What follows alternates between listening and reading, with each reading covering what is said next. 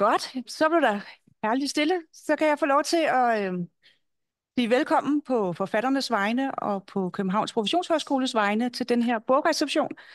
Øh, jeg skal sige velkommen også til Campus Carlsberg, som er der, hvor jeg er nu, og som er der, hvor vi uddanner blandt andet lærere, socialrådgivere og pædagoger.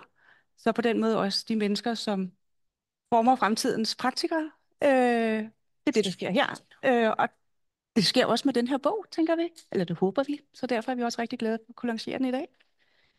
Øhm, der er jo rigtig mange, der har været med til at lave en bog som den her. Og der er noget, der ligesom står i forgrunden, og der er noget, der står i baggrunden.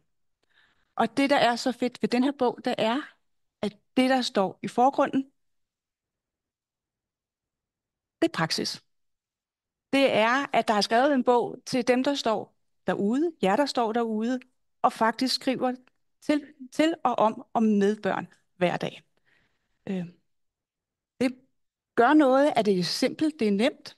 Man skal ikke læse i 400 sider, fordi forgrunden er, at det skal bruges i praksis.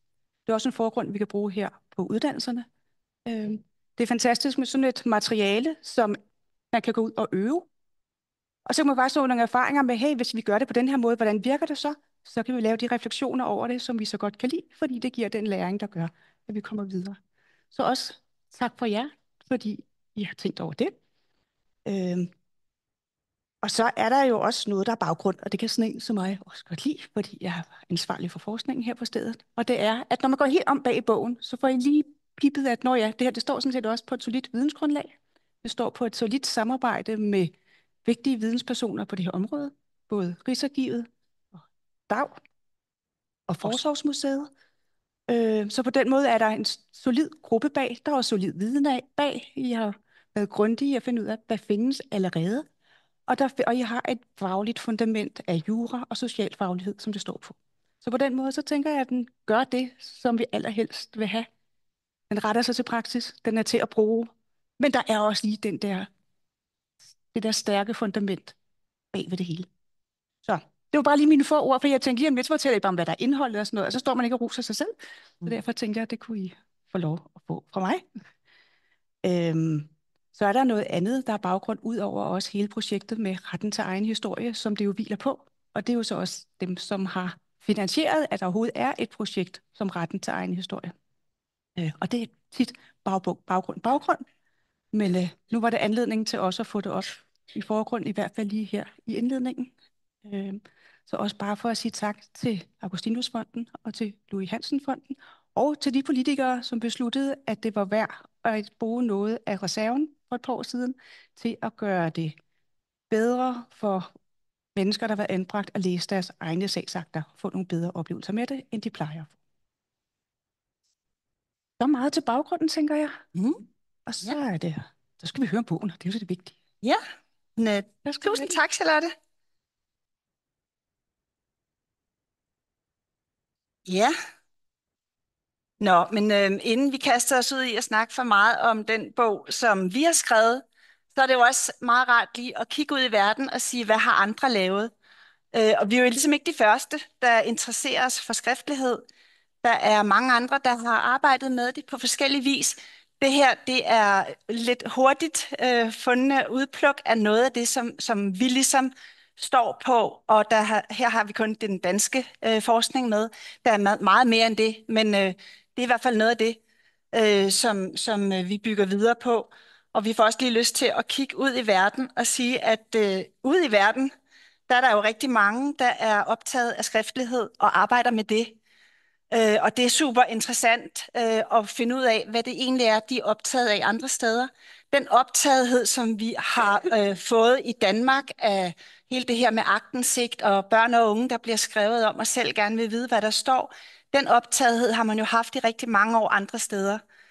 Og da vi begyndte at få kontakt til nogle af de her samarbejdspartnere i England blandt andet, som har et projekt, Mirror, som faktisk ligner vores retten til egen historie rigtig meget, så åbnede der sig jo en verden af folk, som har arbejdet lidt længere, end vi har med det her. Da vi i sin tid skulle kalde det delprojekt, som vi arbejder med her på Københavns Professionshøjskole, og jeg kigger på Ida Marie og Anne, som er her et sted, og Pernille, Bettina.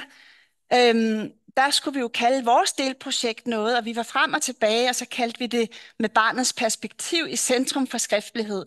Lidt langt. Det er bare lige lidt langt. Men så opdagede vi jo, at i England, der har de det her child-centered record keeping, som rummer det hele. Og vi opdagede også, at de meget længe har været optaget af i det hele taget people-centered recording. Så det her med at få brugeren mere i centrum for skriftligheden, det er altså noget, man har arbejdet med et stykke tid, og det er vi jo selvfølgelig rigtig glade for at se, fordi der jo åbner sig en verden af andre, der også har arbejdet med nogle af de her ting. Øhm, så hvis vi nu skal kigge på selve denne her bog, så kunne man sige, at bogen bygger jo videre på en anden bog. På den første bog, Blikket fra dem, du skriver om børn og unges aktindsigt. Og den gik jeg jo i gang med i sin tid, fordi jeg rigtig gerne ville blive klogere på, hvordan den skriftlighed, der bliver produceret ude i kommunerne, hvordan ser den egentlig ud på den anden side, altså for dem, som er blevet skrevet om. Hvordan er det for dem at læse det, der står? Hvad reflekterer de over? Og først og fremmest så tænkte jeg, at de tilbagemeldinger, som de mennesker har, dem må vi kunne bruge til noget ude i kommunerne. Fordi jeg tænkte, der sidder en rigtig mange mennesker derude, som bruger rigtig meget tid på dokumentation. Mere og mere tid, ved vi jo. Og den dokumentation kunne måske godt have glæde af at få lidt brugerperspektiv. Øhm, Da vi havde skrevet bogen, gik vi jo i gang med at lave nogle spændende forløb i nogle kommuner. Især i 4 kommuner. Det er Tårnby og Lyngby-Taarbæk og Greve og Allerød.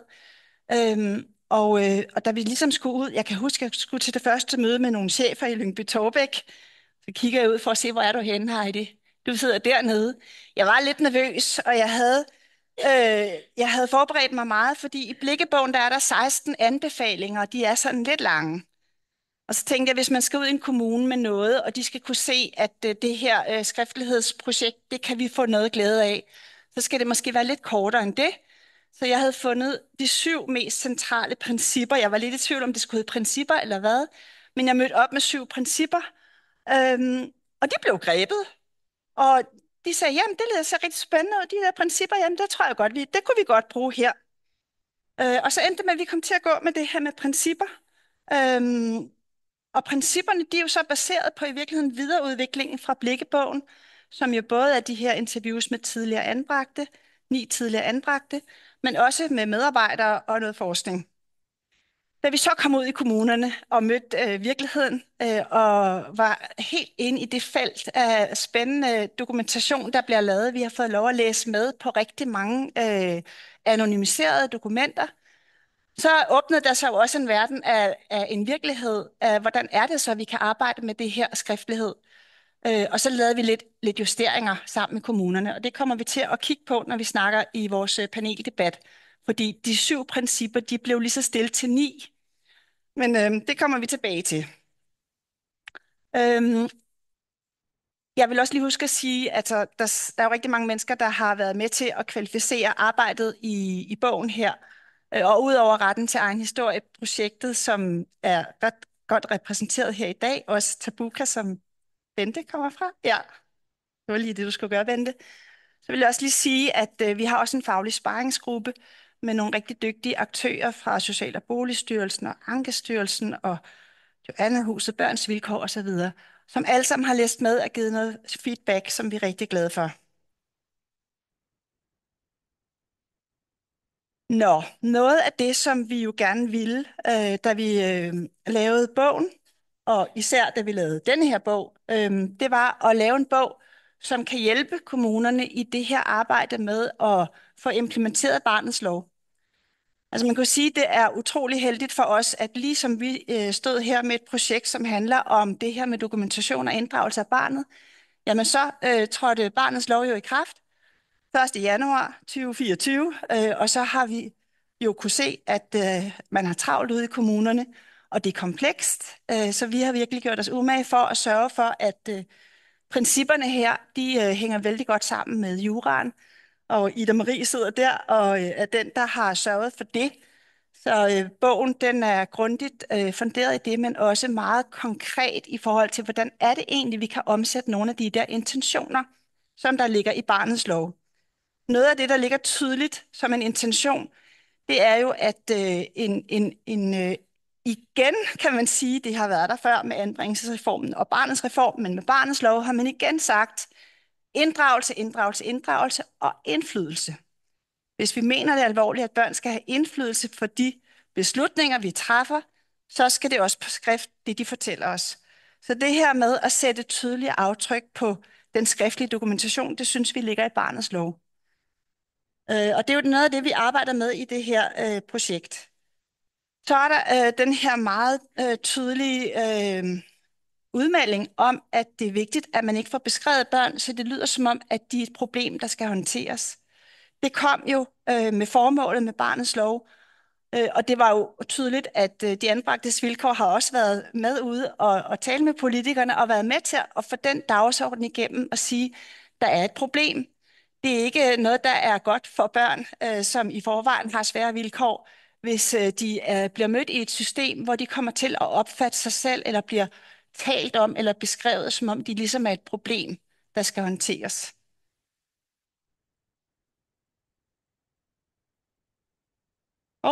Nu hopper den. Og så var der lige den sidste, som vi også lige synes skulle have med, fordi det er meget vigtigt, at det ikke ender med, at man tænker, at det, ligesom, det hele er børnenes ansvar. Det er jo de voksnes ansvar, først og fremmest, at sikre, at børnene har mulighed for at deltage og blive inddraget, men også, at de i det hele taget har ansvar for børnenes tryghed og udvikling. Det her med skriftlighed, det tror vi faktisk ikke har været nævnt tidligere på samme måde, som det er det nu. Da håndbogen til barnets lov kom, der kommer jo altid en håndbog, når der kommer en ny lov, som skal understøtte kommunernes arbejde og kan give nogle retningslinjer for, hvordan kan man arbejde med den her nye lov. Da den kom, der var der jo det her med, at der er noget med, at det er vigtigt, hvordan man dokumenterer. Den har betydning for, hvordan børn og de unge oplever at læse det, der er blevet beskrevet, for eksempel i forbindelse med en anmodning om aktindsigt. Og at igen det her med sprogbrugen. Altså der var det jo næsten svært at få armene ned, da vi så det her, fordi vi tænkte, det er jo simpelthen lige det.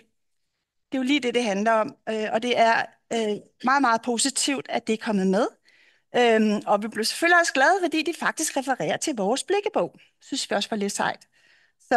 Så på den måde, det her med, at det er kommet bredt ud nu, det er noget af det, som vi er rigtig glade for. Nu skal jeg kigge på dit køkkenur. Ida Marie, jeg er okay med det. Det her, det er Ida Maries køkkenur, som vi har fået med. Bare så I ved det. Og I skal ikke sidde og blive bekymret for tiden, fordi vores hovedpersoner, de kommer mellem først 3:30, de to fra de anbragtes vilkår, så der er ingen stress lige nu.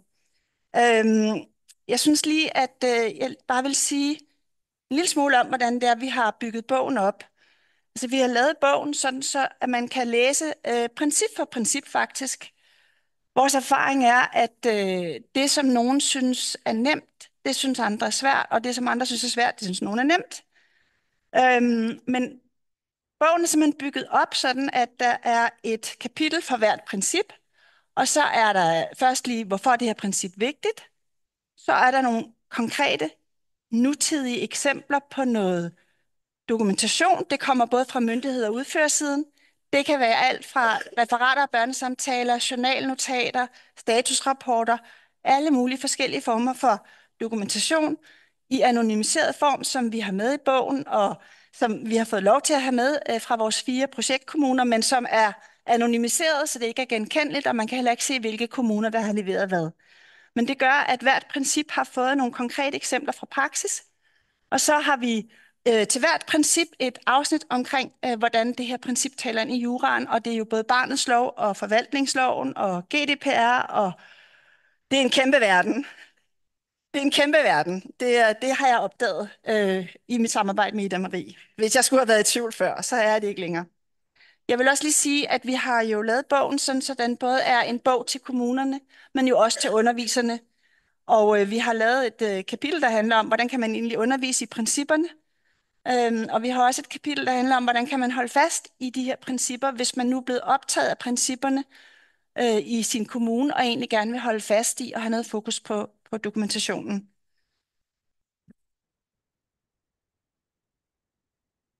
Nå, og så skulle jeg også lige sige, at principperne de faktisk også har fundet vej til Videnscenter om børneinddragelse og udsatte børns liv. Jeg kigger over på dig, Signe. Jeg tror, du er repræsentanten fra Videnscentret lige nu. Det er lidt en lang titel, men de har jo en fin hjemmeside med forskellige redskaber til myndighed, er det især henvendt til, men det kan bruges meget bredere end det. Men hvor man kan gå ind og finde nogle konkrete redskaber. Der ligger principperne nu. Og det er jo rigtig godt, fordi at det kan gøre, at man lige kan finde en lille bitte ekstra udformning, hvis man ligesom bare ikke lige kan huske, hvordan var det nu med det her princip, så ligger der lige lidt på den hjemmeside, den korte version af det.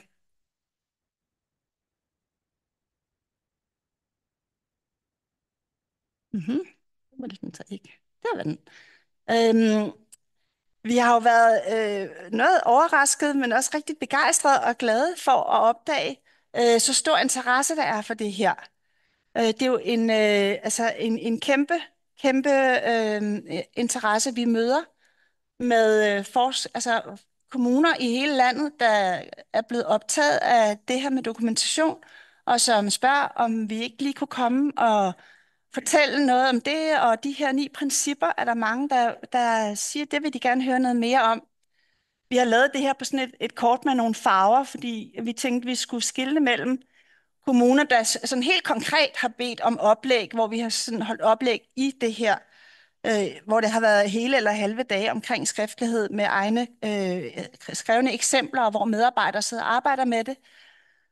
Og så er der kommuner, der er på vej med nogle aftaler. Lige nu har vi de her 4. Og så har vi nogle kommuner, hvor det har indgået i forbindelse med anden undervisning, for eksempel undervisning i Barnets Lov. Så det er rigtig dejligt, og det jeg også vil sige til det, er, at jeg synes, man hører meget om dårligt socialt arbejde, man hører om udbrændthed, man hører om forrådelse, man hører om alle mulige ting. Det er ikke det, der møder os i det her arbejde. Altså det, der møder os, det, der møder mig, og som jeg kan simpelthen ikke få armene ned, det er en kæmpe interesse for, at det her arbejde, det vil man faktisk gerne gøre rigtig godt. Folk bliver vældig optaget af at tænke, hov, der sidder jo et barn, som kommer til at læse det her på et tidspunkt. Hvordan er det, jeg kan skrive det her på en respektfuld måde, sådan så problemerne alligevel træder tydeligt frem, så man kan se, at der er et støttebehov, men altså på en okay respektfuld måde. Jeg synes, jeg oplever, at folk de sådan får fat i sådan en grundting omkring, hvorfor var det egentlig, jeg skulle være socialrådgiver, eller pædagog, eller lærer? Hvad er det, der i virkeligheden har drevet mig, og hvordan er det, jeg kan få noget af den faglighed med ind i min skriftlighed? Og det er en fantastisk ting at møde ude i kommunerne. Altså det er vi virkelig glade for. Nu skal vi lige have en lille pause, hvor vi får vores paneldebattører herned og finder ud af, om Franziska og Line er på vej, eller står derude og prøver at finde ind i bygningen. Men dem, som skal være med i paneldebatten, vil I ikke komme herned, så kan vi ligesom lige gøre klar. Og man må gerne sådan lige rejse sig og sætte sig igen, hvis man vil. Der går lige et par minutter, mens vi lige finder ud af, hvor resten er henne.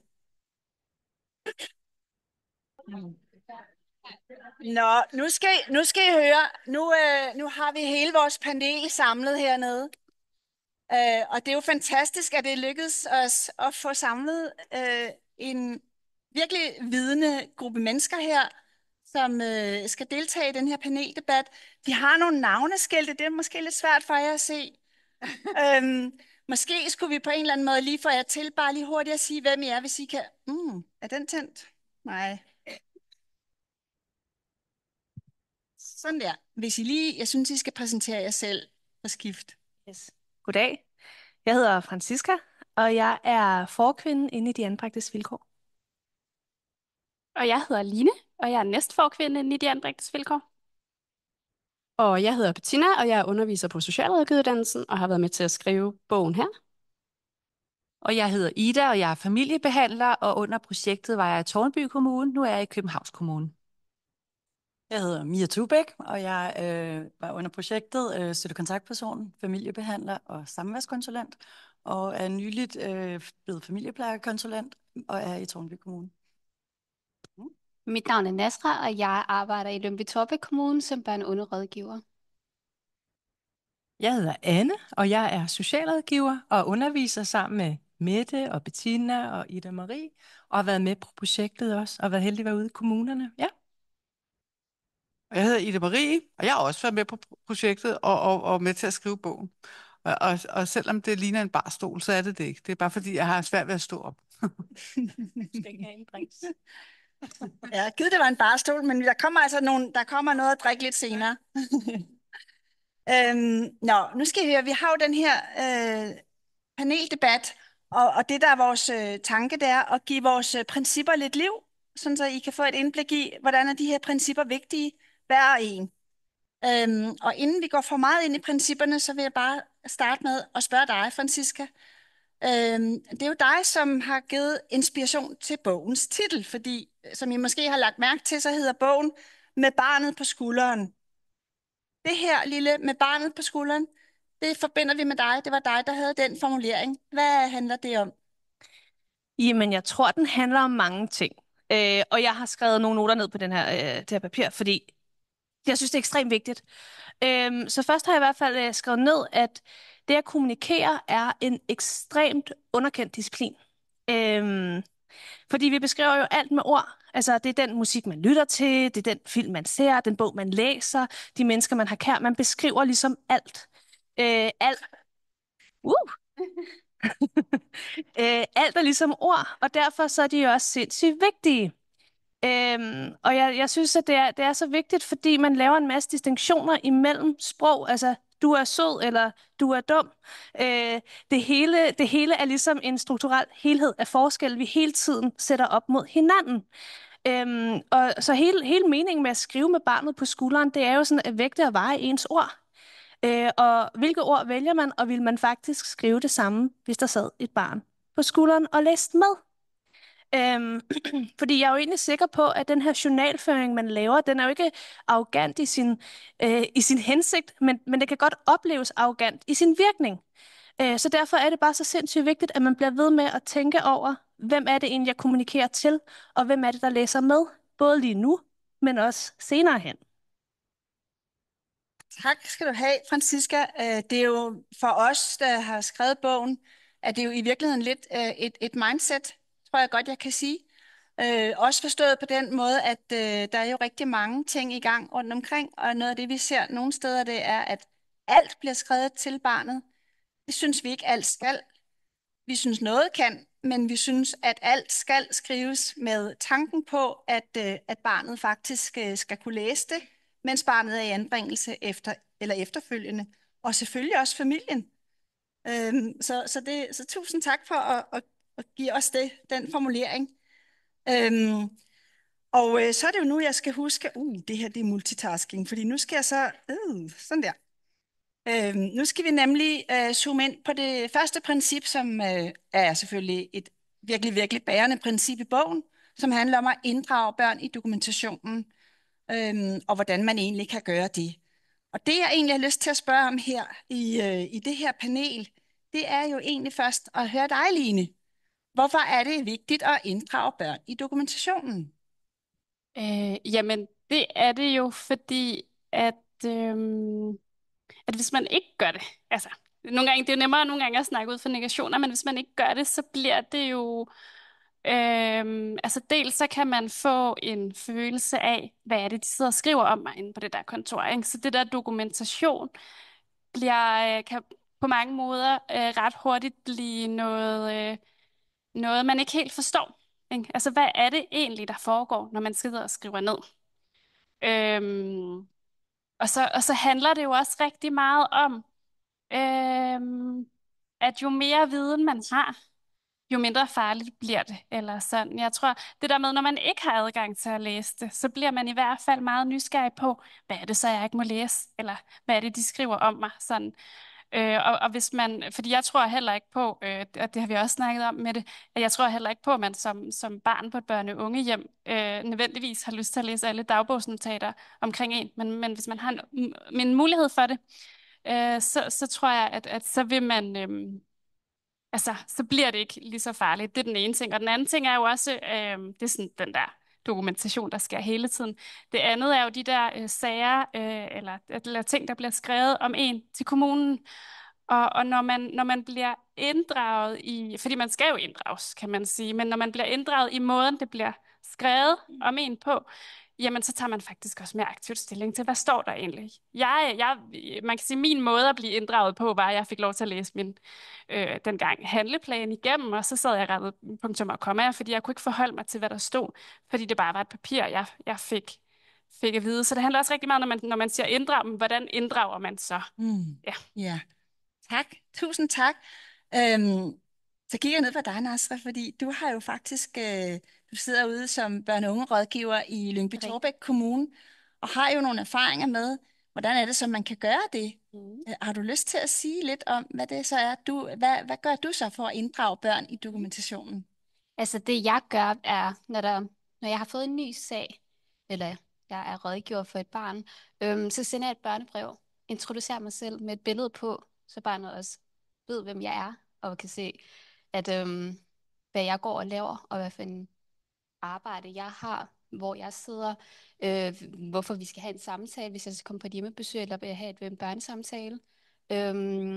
Jeg får også sendt en dagsorden inden, efter jeg har sendt en børnebrev, sender jeg også en, jeg sender også en dagsorden ud, hvor jeg ligesom fortæller, hvor omfanget, altså varigheden af samtalen, at det er 30 minutter, der er blevet sat af til det. Jeg sender også nogle spørgsmål, jeg kan stille, så barnet også har mulighed for at kunne forberede sig til de spørgsmål, jeg kommer til at stille, eller i hvert fald reflektere over dem. Ja, det er den ene måde, jeg gør det på. Den anden måde, jeg gør det på, i forhold til den skriftlige dokumentation, i forhold til vores journalnotater, der inddeler jeg faktisk notatet i formål, medvirkende, hvis der har været andre, hvis der har været en bisidder med, eller hvis jeg har været til et netværksmøde, hvor der også har været ret mange, der har siddet med, hvor vi har talt omkring barnet. Jeg får også skrevet samtalens indhold. Jeg bruger et børnevenligt sprog, fordi jeg undgår fagtermer, fordi det kan være svært at forstå. Jeg undgår forkortelser, prøver ligesom at folde det lidt ud. Jeg skriver faktisk også et observationspunkt, hvor jeg ligesom observerer, hvis der har været en inddragende samtale med barnet, hvordan barnet ligesom, de indtryk barnet har, barnet var glad på det tidspunkt, vi havde samtalen, var barnet trist, hvad havde barnet på, fordi det giver også et billede af, hvor barnet var på det tidspunkt, jeg havde det samtale, fordi det kan de også kigge tilbage på. Jeg får også citeret i mit notat, at det er børnerådgiveren Nasra, men har haft samtale med, når de en dag i hvert fald søger aktindsigt, at de i hvert fald ved, at det er mig, de talte med på den dag, pågældende dag, sagde jeg. Så jeg gør lidt forskelligt, Wow. der er. Tusind tak. Det var nærmest ind i alle principperne, var? Ja. Hvad hedder det? Jeg får lige lyst til at spørge dig, Ida Marie, også så. Fordi det her med inddragelse, altså, kan der være nogle udfordringer forbundet med det her med at inddrage børn i dokumentationen? Det kan der i hvert fald. Og det kan der simpelthen, det ved alle, der arbejder med det her. At det er jo bare så nemt, som det lyder. For nu fik du også det hele til at lyde sådan ret nemt og smert, for jeg tænker også nogle gange, det er ikke, vel? Og det er det bare ikke. Og hvorfor er det ikke det? At det er en af grundene er op på den skulder der, hvor vi skal have barnet op. Der sidder nogle andre i forvejen. Og de har lov til at være der. Men de fylder lidt meget. Og det er jo, hvem er det? Det er lederen, og det er kollegerne, og det er økonomien, og det er juraen, alle de mange regler, der gælder. Det er andre hensyn, det er forældrene, det er søskende.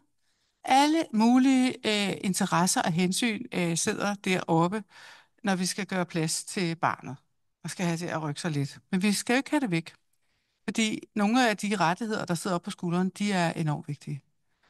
Også forældrenes rettigheder. Ikke? Og også det der andet jura og økonomien og sådan noget. Men det er jo med til at gøre det svært, det her. Det er også, der sidder også i øvrigt alle de tværfaglige samarbejdspartnere deroppe. De kan også være rigtig svære at have med at gøre, ikke? Nå, men det er jo, jeg tænker, der er et par stykker med i dag også. Nå, men udover det, så er den anden udfordring her også, hvad barnets stemme er egentlig for noget. Fordi barnets stemme, hvad er det for en, vi skal skrive ind i vores notat og journalisere senere hen? Altså, min stemme er meget forskellig fra dag til dag. Og det er børns stemmer selvfølgelig også. Så derfor så er tænker jeg, en komplicerende faktor for dig også, det der med, det han sagde i går, er måske ikke nødvendigvis det, han også synes om en uge eller om 2 år. Så nu vil jeg bare sige, der er masser af udfordringer. Vi er slet ikke færdige endnu, men vi er godt begyndt, synes jeg. Ja, tak skal du have, Ida Marie.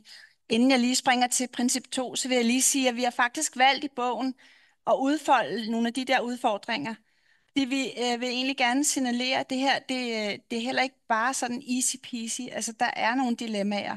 Og der er nogle dilemmaer, når barnet har sagt noget, som forældrene læser, som barnet skal vide, at forældrene kan komme til at læse, så det er bare ikke nemt.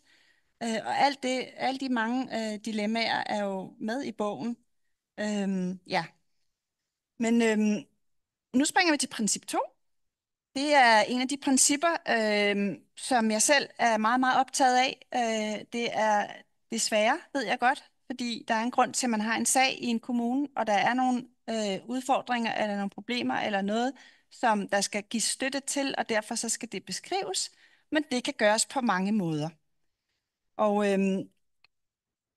der synes jeg jo igen, at jeg får lyst til at spørge dig, Franziska, om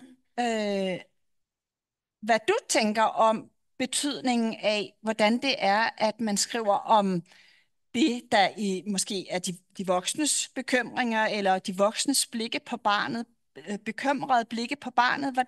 Hvordan har det betydning, hvordan det bliver set og skrevet om? Jamen altså, det har jo en kæmpe, kæmpe stor betydning. Altså som det her, I kan også se de her citater, ikke? Jo, jeg skulle lige se, om vi ser den samme skærm, det gør vi. Det der med, det første eksempel, synes jeg bare er virkelig, virkelig sigende, det der med at blive beskrevet som et vanskeligt barn, eller være et barn, der har nogle vanskeligheder. Altså, hvad er det for nogle prædikater, man tilfører andre mennesker? Alle kan have dårlige dage, men det gør ikke nogen til dårlige mennesker. Altså, der er virkelig nogle ladninger i, hvordan du formulerer dig, og hvordan du ser mennesker, og hvordan du fastholder dem i marginaliserede grupper, som de egentlig ikke ønsker at være en del af, og som de ikke altid er. Fordi alle mennesker har jo et kæmpe univers af følelser og adfærdsmønstre. Så det er ekstremt reducerende at sige, at man er et vanskeligt barn, eller man er et udsat barn, eller man lever med noget, og det gør vi alle sammen. Og jeg ved også, der er nogle af jer, der arbejder med børn med diagnoser. Og der tænker jeg også, at der har diagnosen jo desværre også lidt det med at ligesom at blive definerende. Så der er jo noget med sprogbrugen her, som altså i vores bog også har fået en hel del plads. Noget af det, som vi synes kan fungere nogle gange, det er jo at bruge barnet eller den unges eller familiens eget ord, hvis de har et særligt ord, de bruger for noget, som barnet synes, barnet bøvler med, som er svært i barnets liv. Og derfor har vi også et eksempel her med, hvor det er en ungs egne ord for noget, som den unge selv synes er besværligt i hans liv. Noget vrede, der nogle gange spænder ben for ham. Ja, så det var princip 2. Så kommer vi til princip 3. Og her, der får I så også lov til at møde Helga. Helga skulle have været med i dag, og hun var desværre nødt til at melde afbud. Det var hun virkelig ked af. Men vi aftalte, at hun alligevel gerne ville være med i rummet. Måske skulle jeg også sige til jer, at vi faktisk videooptager det her. Altså ikke jer, men det her. Fordi det er der nogen, der har bedt om, og vi har også nogen med, både fra Aalborg og Aarhus. Det tror jeg, jeg glemte at sige. Men Helga er en af dem, der også gerne vil se det her efterfølgende. Helga er en vigtig del af vores projekt. Og den her lille sætning, det er familie og børns erfaring, at det kræver mange kræfter at have et barn med så store vanskeligheder som Helgas. Det er en sætning, som Helga har brugt vældig meget tid på at prøve at finde ud af, hvad det handler om. Hvem er det, der har skrevet det? familie og børn, det var en afdeling. Er det en hel masse, altså er det flere hundrede mennesker, eller hvor mange mennesker er det, der har erfaret det her om mig? Hvad baserer de tingene på? Og det fortæller hun om i en podcast, som man også kan høre, hvis man er interesseret i det. Men hun taler jo ind i flere principper her. Hun taler ind i, at her, der er det meget utydeligt, hvem er det egentlig, der er afsender. Helga kan godt lide, at man siger, Nasra, Helgas børne- og ungerådgiver. Fordi, som Helga siger, når man ser sine papirer efterfølgende, så havde man jo på det tidspunkt 8 forskellige professionelle inde i ens liv, og de skrev alle sammen noget, og man kan simpelthen ikke rigtig huske, hvem der er hvem. Så det var rart at vide, det er familieplejekonsulenten, det er børne- og ungerådgiveren, som skrev det her. Og det her med, hvor kommer oplysningerne om barnet fra, det synes Helga jo i det her tilfælde var lidt utydeligt. Hun står på billedet med sine sagsakter og de små lyserøde og gule og grønne stickers, som er så karakteristisk for det, jeg mødte, da jeg talte med folk, der har læst deres sagsakter, nemlig at de kommenterer på deres egne ting. Og noget af det, som Helga så gjorde, det var at gå på opdagelse for at finde ud af i papirerne, hvor kom de her oplysninger om hende fra. Og så er det, at hun finder ud af, at der har været holdt et møde med hendes forældre, som hun ikke har været inviteret med til, hvilket hun synes var rimelig irriterende, fordi hun var 15 år på det tidspunkt. Men hvor de har sagt nogle ting, som er blevet til det her med, at det er hende, der har de her store vanskeligheder. Og Helgas egen lille pointe til det her, det er jo, at hvis Helga skulle have skrevet det her, så havde det set noget anderledes ud. Fordi hun synes jo faktisk, at det krævede vældig mange kræfter for et barn som hende at vokse op i en familie, som den familie, hun voksede op i, med så store vanskeligheder, som der var. Så det her, det var også et lille afsæt til dig, Bettina, i forhold til, hvis man som socialrådgiver skal lave den her dokumentation, hvordan er det så, de her princip 3 og 4 er nogen, man skal forholde sig til? Jamen, jeg tænker først og fremmest, er det jo nogle vigtige principper, fordi både princip 3 om, at det her med, at afsenderen er tydelig, men også det princip 4, der handler om, hvad man baserer sine oplysninger på, de er vigtige, fordi at det er vigtigt for dem, vi skriver om. Det er vigtigt for dem, vi skriver om, at de kan se, hvem er det, der har vurderet hvad, hvad har de vurderet det på, hvorfor vurderer de, som de gør. Derfor tænker jeg, at det er vigtigt for os som socialrådgiver, at vi er tydelige på det. Så tænker jeg også, der er noget i, at det og som socialrådgiver tydeliggøre, hvad vi baserer vores oplysninger på, er vigtigt, fordi at vi på den måde kan være med til at understøtte, at vi ikke skriver om børn og unge på en måde, hvor det kommer til at fremstå som om, at det er en sandhed om barnet, hvordan de bliver beskrevet. Det kan tydeliggøre, at der kan være flere forskellige perspektiver på, hvordan barnet i virkeligheden kan være, eller hvordan barnet kan fremtræde. Og det taler også lidt ind i noget af det, som Ida Marie og jeg snakker meget om, det er at være systematisk omkring både, hvem der er afsender på det, man skriver, men også den måde, man er tydelig på, hvad man baserer sine faglige vurderinger på. Det kan også være en måde sådan at understøtte, at man laver en tilstrækkelig sagsoplysning i sine sager, at man får tydeliggjort og måske også bliver opmærksom på, er der nogle oplysninger, vi mangler? Er der noget, vi i virkeligheden ikke ved nok om? Det er en vurdering, vi bare har lavet. Og det taler ind i også i virkeligheden lidt princip 1, der handler om, at det giver også nogle bedre muligheder for, at man kan blive inddraget i sin sag, og at man rent faktisk kan korrigere eller kommentere, eller måske i virkeligheden også være med til at rette til, hvis der er nogle beskrivelser, som man ikke kan genkende. Tak. Princip 5. Princip 5, det er en af de principper, som vi ved, at det er faktisk meget nemmere sagt end gjort, det her. Og det ved vi på mange måder, og jeg kan næsten se Anne smile lidt derovre, fordi at når man er ude med det her med, at man skal adskille observationer fra vurderinger, og så har nogle eksempler, så sker der næsten altid det af ens egne eksempler, hvor man synes, nu har man en observation, der er fuldstændig uden vurdering. Så er der altid en, der finder en eller anden lille ting i denne her observation, som gør, at det alligevel lidt er en vurdering. Og det er lidt det, der er her i det her lille eksempel. Men jeg tænkte på, jeg ved ikke, Mia eller Ida, om der er en af jer, der har lyst til at sige noget om lige det her. Hvorfor er det her vigtigt? Og måske også, hvorfor er det svært? Jeg kan starte lidt med at sige noget Ja. Jeg tænker, meget af det handler om, at man er bevidst omkring, hvornår er det, vi beskriver, hvornår er det, vi vurderer, men også, at man tør blive længe nok i beskrivelsen, før man egentlig har nok data til at kunne vurdere. Og når man går ind og beskriver og vurderer, så altid have blik for den der mentaliserende del i. Jeg kommer jo med min forforståelse, min måde at se verden, så hvordan kan jeg forstå barnet indefra og mig selv gennem barnet? Ja, vil du supplere lidt, Mia, eller? Ja.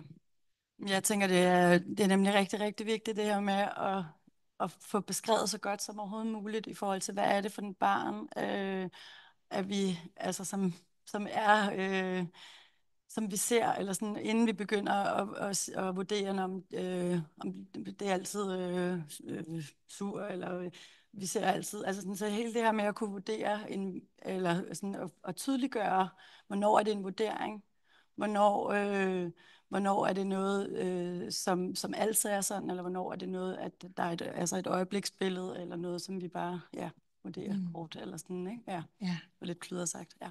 Men det der også er her et lille eksempel på sliden. Ja. Altså der er jo det her lille eksempel på noget, som er et lille bitte uddrag af et dagbogsnotat. Og det er jo en af dem, hvor der faktisk stod i overskriften observation. Cirka en halv time efter kommer Peter op og fortæller, at nogen har taget håndklæderne ud af tørretumbleren og sat norm af deres eget tøj. Peter er tydeligt med rette frustreret over dette. Og I kan huske den, ikke? Ja. Ja. Og hele det her med, sådan, med rette, hvem er det? Eller, altså, det er jo tydeligvis den, der skriver, der synes, det er med rette. Men hvordan kommer det til udtryk?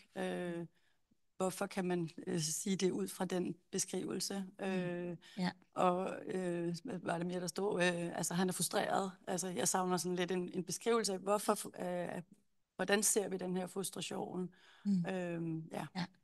Og det som jo, nu kigger jeg også ud i salen, fordi der sidder jo også nogle mennesker i salen her, som har nogle erfaringer med at være dem, der er blevet skrevet om. Og man kan sige, at det her er jo ikke noget farligt eksempel, synes jeg, som sådan, fordi jeg tror måske bare, man har ville give lidt anerkendelse til Peter, når man skrev det her, at man godt kan se, at det er da virkelig irriterende for Peter, at de andre, de bare hiver tøjet ud af tørretumbleren, mens det er vådt, altså hallo. Men hvis nu den her observation havde handlet om noget meget problematisk, altså en eller anden form for problemadfærd, så begynder det at blive rigtig svært, når der så ind i en observation pludselig står en lille vurdering på en utydelig måde, som her med rette. Fordi så er det pludselig, at det kommer til at lyde som om, at det her det er noget faktuelt, der står i den observation, men der var også lige en holdning til det. Så det er i hvert fald også en af grundene til, at vi synes, at lige det her er rigtig vigtigt, fordi man slår sig vældig meget på det, når man er den, det er skrevet om, eller den, hvis barn det er skrevet om. Ja. Jeg vil supplere med at sige, altså det handler også om de ord, man bruger. Er det barnets egentlige ord? Altså for vi kiggede under isbjerget for i forhold til, altså også de yngre børn, hvad er det i virkeligheden barnet prøver at udtrykke? Hvordan kan vi se bag adfærden? Måske i stedet for at skrive, jeg synes, han virkede udadreagerende, og så egentlig forstå, hvad det er for nogle følelser og intentioner og tanker og kontekster, barnet er en del af. Og forstå det bredere på den måde. Fordi ellers bliver det ligesom barnet, der skal bære en negativ følelse i sig selv, ude af kontekst, uden at de voksne på en eller anden måde, altså uden de voksnes ansvar, fremtræder tydeligt i konteksten, ikke? Ja, tusind tak for den, og Francisca, du er nødt til at kommentere på den, det kan jeg godt se. Ja, men det er simpelthen, fordi nu synes jeg, at det her eksempel er jo rigtig, rigtig fint. Og så vil jeg bare lige komme med et eksempel fra mig selv af. Og jeg har nævnt det før, men da jeg var barn, jeg har boet rigtig mange steder. Jeg har boet i 6 plejefamilier på akutinstitutioner, og jeg har boet på kostskole. Så jeg har været møllen igennem i rigtig mange år. Anyways, da jeg var så noget 4-5 år gammel, der skrev nogen af de her 3.000 mennesker i mit liv om mig, og de lavede observationer. Og så i en af mine observationer, der står der, Francisca er meget forførende, især på tomandshånd. Punktum. Og jeg sidder tilbage og er sådan lidt, hvad er det her det betyder, og hvordan kan det være? Er det en observation? Er det en vurdering? Hvad handler det her om? Og jeg er et lille barn, som er lidt en kastebold. Søger jeg egentlig bare noget voksenkontakt? Eller sådan, hvad er det egentlig, det handler om? Og jeg ved det stadig ikke. Altså, jeg aner det ikke i dag. Det står der bare, og det er en observation /vurdering/ Jeg ved det stadig ikke. Ja. Tak for at dele den. Kan I mærke den? Jeg får så ondt i maven. Jeg kan næsten ikke have det, at det er skrevet. Jeg synes, at skrive det om en 5-årig på den måde. Du læste den højt i Tårnby, og jeg kunne simpelthen mærke, at folk, der var i salen, de blev berørte af det. Og det er jo et eksempel på noget af det, man bare ikke skal have i sine papirer. Det skal ikke skrives sådan. Tak for at dele den.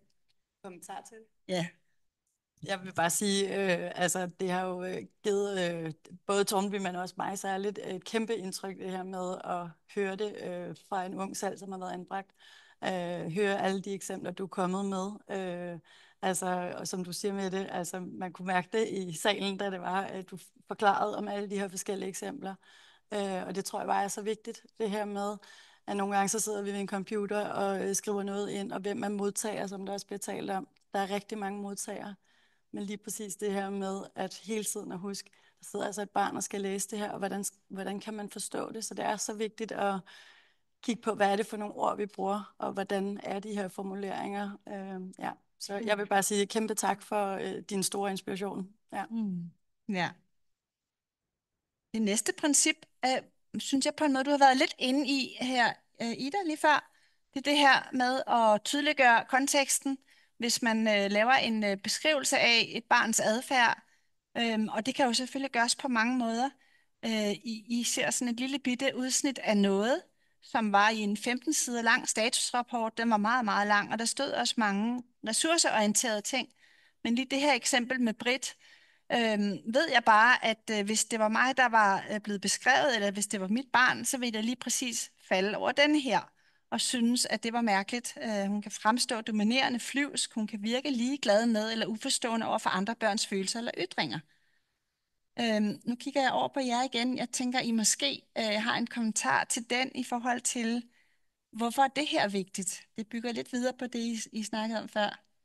Altså det taler jo i hvert fald ind i det der med, at barnet bliver problembærer, og ikke et, hvad kan man sige, produkt af en kontekst, som gør, at det er rigtig vanskeligt for barnet at være en del af. Og det, som jeg også bliver opmærksom på, det er, at de her ord, som er ret negativt lavet og beskriver barnet, er jo med til at være livsvidende til barnet. Det vil sige, altså jeg har også talt med voksne, der har været anbragt, som har beskrevet, at nogle af de her beskrivelser fra samvær, eller de her beskrivelser fra sagsbehandlere eller andre, på en eller anden måde understøtter barnets erindring, eller præger barnets erindring på en særlig måde. Så hvis vi er medskaber til, at nogle af de her ord skal være med i barnets selvforståelse som voksen, så tænker jeg særligt, det er problematisk. Ja. Det er nemlig også en af de bekymringer, jeg har. Så den deler vi jo. Altså, at vi bliver jo på en eller anden måde, forstår vi jo os selv igennem sproget, og det, som vi selv eller andre siger om os eller skriver om os, det har betydning for, hvordan vi forstår os selv i verden. Så det er jo meget vigtigt. Ja.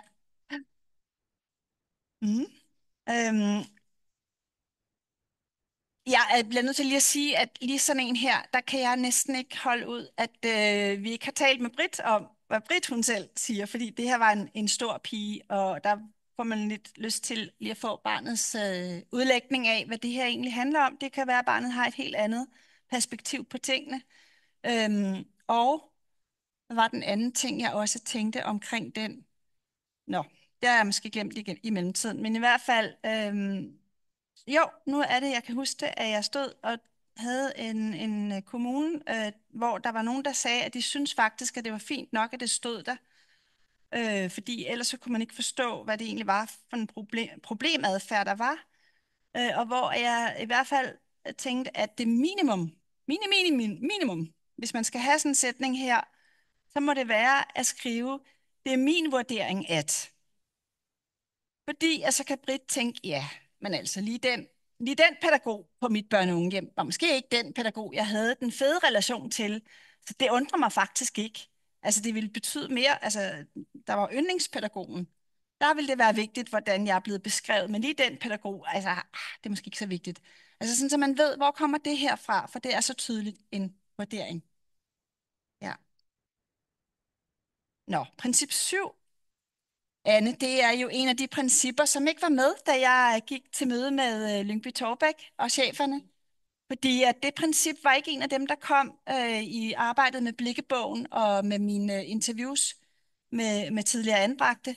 Det var et, der kom, da vi gik i gang med at lave forløb i kommunerne.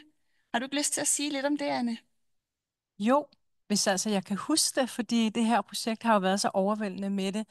Men i hvert fald, da vi var ude i kommune 2, som jeg tror var Tårnby Kommune, der gik det i hvert fald op for os det her med, at når vi kiggede i sagsakterne, så var det svært at finde, altså hvad er egentlig formålet med at indhente udtalelse eller indkalde til det her møde eller have den her børnesamtale.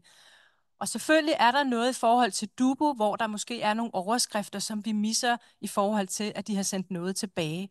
Men alligevel så undrede det os fortsat, at det ligesom var mangelfuldt. Og det gjorde også, at man som medlæser ikke rigtig kunne finde ud af, hvad handler det her om? Altså, hvad er det egentlig for nogle ting, der skal oplyses for, at man kan arbejde videre i sagsprocessen? Så derfor så blev vi meget opmærksom på det der med at være meget skarp på, hvad er egentlig formålet? Og det taler måske også ind, hvis jeg må fortsætte med det, i nogle pointer i forhold til, at det kan være utroligt hjælpsomt som socialrådgiver, inden at man fælder noget ned i akterne, at man faktisk toner ind, eller zoomer ind, hedder det vist, på, hvad er egentlig formålet med det her møde, eller den her udtalelse, og hvad har jeg i hjemmelig lov til egentlig at undersøge det, og også proportionelt. Jeg skal ikke undersøge mere end formålet tilsigter. Så en skærpelse i forhold til at gå ud og ligesom undersøge og samtale og indhente oplysninger, som på en eller anden måde flugter med det formål, som man ligesom har sat sig for. Og den anden del handler om også at være skarp i forhold til, at de sagsakter, vi jo arbejder i, er jo noget, der ligesom er på fordeling. Fordi der er jo en del sagsbehandlerskift, og der er også sager, hvor flere jo rådgiver er på. Så det der med, at man også skulle være tydelig i formålet i forhold til, at andre for eksempel kan overtage sagen, er også væsentligt. Og det tredje er jo selvfølgelig, og det er den største åbenbaring, synes jeg, for mig som socialrådgiver, det er, at det her, udover det er et arbejdsdokument, at det er et retssikkerhedsdokument, hvor offentligheden også kan kunne have indsigt i, hvad er det egentlig, vi skriver i de her sager, jamen så er det også et barns dokument. Og derfor kan det også være hjælpsomt at være tydelig over for barnet og familien, forældrene, i forhold til at adressere formålet med, at vi skal mødes i dag er, eller i hvert fald også på sigt i aktindsigten, hvis man har en eksisterende sag, hvor man søger aktindsigt, eller hvis man har en sag, hvor at man har lyst til at søge efter mange år, at det er meget tydeligt, at formålet med, at vi mødtes, vi to, det var sådan og sådan, eller årsagen til, at jeg synes, at den her udtalelse var vigtig at indhente, det var fordi, der var nogle ting i dit liv, der var vigtige at undersøge, sådan så vi kunne hjælpe dig videre. Så på den måde, så synes jeg, at der er ligesom sådan 3 hovedformål, der er rigtig vigtige, både i forhold til barnets perspektiv, vores perspektiv som rådgiver, men selvfølgelig også ind i et retssikkerhedsmæssigt perspektiv. Og det sidste er bare, at det også Anne nåede kun 1 minut. Ja, der er også kun gået 1 minut. Det er bare for at sige, at noget af det, som også er rigtig rart ved at være tydelig med de her principper sådan generelt, det er også, at meget af det, vi gør i forvejen i det medmenneskelige møde, er sådan set også rigtig rart at kunne gøre i det skriftlige møde. At der er en sammenhæng med det, vi gør med de mennesker, vi har med at gøre, og at det også kan ses i de akter. Og det er en kæmpe stor faglig tilfredsstillelse at få lov til det, tænker jeg. Og derfor er det også en etisk fordring i forhold til, at der på en eller anden måde som rådgiver er den sammenhæng og den mulighed for at udleve den faglighed til fulde. Tak, Anne. Så er der princip 8. Og det her handler om, der har vi mange spændende diskussioner, har vi jo haft. Det handler om at skrive ikke objektivt, som nogen tænker, men at skrive neutralt. Og det betyder, at man ikke skal lade sine eventuelle negative følelser skinne igennem. Hvis man lige er sådan en lille smule irriteret, eller frustreret, eller stresset, når man skriver, så kan det komme til at se ud som på det her lille tekstbid. Og der havde jeg tænkt, at du måske havde noget at sige til det, Line, hvis du har lyst. Jamen, det har jeg, og det er fordi, jeg kan også godt i det her forum indrømme, at det er mit citat, så det er mig, det er skrevet om. Og og det er faktisk skrevet af min kontaktperson, som jeg var rigtig, rigtig glad for. Og jeg kan huske den her episode ret tydeligt, fordi han var virkelig, virkelig sur på mig, og han ville ikke snakke til mig hele dagen. Og han skriver også, at jeg ikke vil snakke til ham. Så det er sådan, vi går meget på kant lige præcis i den her situation. Så det kan man sige, det afspejler det måske i virkeligheden meget godt. Men til gengæld, så gør det mig faktisk også, altså det gør mig ked af det, at han har skrevet det der, i stedet for at have snakket med mig om, altså, Line, hvad er det lige, der er sket? Og det, han er sur over, er faktisk noget, hvor han ikke engang selv har været til stede. Altså, det er en konflikt, jeg har haft med nogle andre pædagoger, hvor jeg ikke lige helt var kommet hjem til tiden. Det kan jo ske. Øh, og det var noget af det, jeg godt vidste, han ikke tolererede særlig godt. Så derfor så opførte jeg mig for det meste også altid sådan ordentligt. Men sådan, når jeg husker tilbage på det, så var det også, altså det var faktisk ikke en særlig rar situation for mig at være i, men det gør mig alligevel frustreret og ked af det over, at jeg ikke engang kan sådan ud af det her se, at han har reflekteret over, hvad var det egentlig, der skete, eller sådan, han har jo skrevet det om aftenen, da jeg er gået i seng og alt muligt andet, ikke? Så for ham hænger den der vrede også bare ligesom ved, eller sådan, altså han kunne have snakket med nogle kollegaer om det, eller sådan, ja, så. Og så synes jeg bare, at det der med at blive beskrevet som den unge dame, eller sådan, ja, jeg ved ikke, hvad jeg skal sige til det, men jeg synes bare, det er, øh, jeg tror ikke engang, lige nu er jeg sådan lidt tom for ord i forhold til det. Øhm, men ja, jeg blev sådan, du ved, sådan, det er også det der med, jeg kan acceptere lidt bedre, hvordan nogle af de andre pædagoger har skrevet om mig. Ikke? Må jeg sige noget til det lige? Ja. Fordi det, jeg tænker, det er, at det er jo virkelig specielt at være et barn på et børne- og ungehjem, hvor der bliver skrevet om en hver eneste dag. Der bliver skrevet op og ned af stolper hver dag, hver dag, hver dag, og det hænger også lidt sammen med, hvad er egentlig formålet? Det spørger man sig selv nogle gange, når man læser noget af det, der bliver skrevet. Og det spørger medarbejderne også nogle gange sig selv om, og det skal de til at spørge sig noget mere om, tror jeg. Men når det her er så ubehageligt, og det minder mig om min far, når min far var sur, så sagde en unge dame, men det kom ikke på papir, vel? Men det her kommer på papir, og så er der nogle andre voksne, der læser det. Så der er jo noget med noget ulige magtrelation i det her. Og vi synes bare, at ligesom dig, at det er ærgerligt. Vi kan bare også godt forstå, at nogle gange kan man komme til at skrive noget på et tidspunkt, hvor man er presset og stresset. Og det har vi også set eksempler på, hvor at man måske kan bruge for hjælp, at man måske lige har en kollega, man lige siger, vil du lige læse det her? Fordi når det først står der, så står det der jo. Og så kommer det jo på sagen.